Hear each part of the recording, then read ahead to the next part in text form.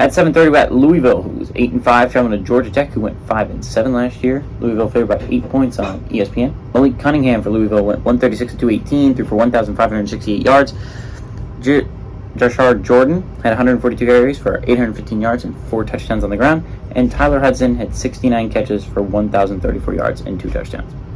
Jeff Sims for Georgia Tech, the new Nebraska quarterback, went 110-188, threw for 1,115 yards. Oh, by the way, Louisville favored by 8 on ESPN, if I did not mention that. Jeff Sims had 5 touchdowns to 3 interceptions. Now, you're talking about bad ratios earlier. That's a bad ratio. Hassan Hall had 116 carries for 521 yards and a touchdown. And Nate McCullum had 60 catches for 655 yards and 3 touchdowns. Georgia Tech, actually, weirdly enough, leads the series all-time 2-0 in 2018 and 2020. The closest game was a 21-point victory for Georgia Tech. So, really interesting stat there is that Georgia Tech has dominated this series. This is both really fascinating. Number one, they both have brand new head coaches, right? Like, this is, well, not brand new, because Georgia Tech hired their interim guy, right? What was awesome about Georgia Tech last year is they were looking dead in the water. They went on a run near the end of the year, and they almost made a bowl game. If they didn't have to play the Georgia Bulldogs in their last game of the year, they honestly make a bowl game, which, considering they were at 3 wins with 3 games left in the season, and they had to play UNC, extremely impressive. The interim guy did a phenomenal job, which is why he ended up getting the permanent head coaching job.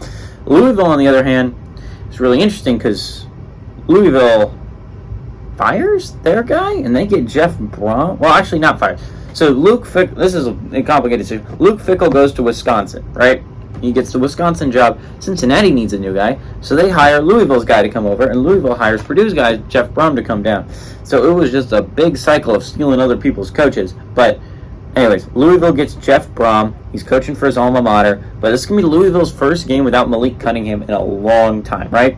Malik Cunningham, you went from Lamar Jackson to Malik Cunningham. It was a significant downgrade, but Malik Cunningham did lead this team to good things during his time. He did not make the Cardinals an easy team to run through. He was a good quarterback. I feel like most people can admit that. So I think it's going to be really fascinating is that Louisville is a brand new quarterback. This is a brand new coach, brand new offense. Georgia Tech is a brand new quarterback too. Wes brand new. He was in the program before. It's just not Jeff Sims. He played a couple games last year. Georgia Tech doesn't have brand new stuff, right? This is stuff they've had for a little bit. Hassan Hall's a good running back. It's going to be interesting, right? They have consistency there, while Louisville does not. And I think this is going to be interesting. This is one of the better games on Friday. This is the best game on Friday. This is one of the more underrated games of the weekend. I like Georgia Tech here. I like the underdogs, 8-point underdogs, to defend home court and win, right? Like, this is a decent Georgia Tech team that has actually a good head coach, and if they continue that momentum that they had at the end of last year, this is a Georgia Tech team that should at least reach a bowl game. This is a decent Yellow Jackets team. Give me Georgia Tech to win and cover and pull off the upset.